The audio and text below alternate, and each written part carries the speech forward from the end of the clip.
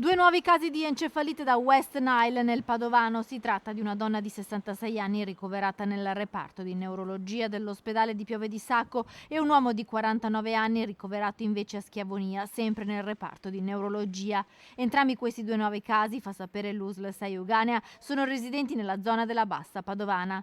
Questi due nuovi casi fanno salire a 7 in totale i casi di encefalite, di cui 2 hanno portato al decesso, mentre altri 5 sono al momento ricoverati. Scoperti altre 2 positività in soggetti che invece non sono ricoverati e stanno bene. Si tratta di persone completamente asintomatiche, come i 2 donatori di sangue risultati positivi durante gli esami di routine per la donazione.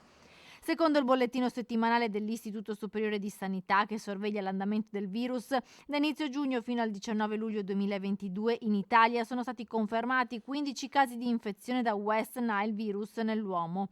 4 delle persone colpite sono decedute, di cui 2 in Veneto, una in Piemonte e una in Emilia-Romagna. La nostra regione dunque rimane la più colpita.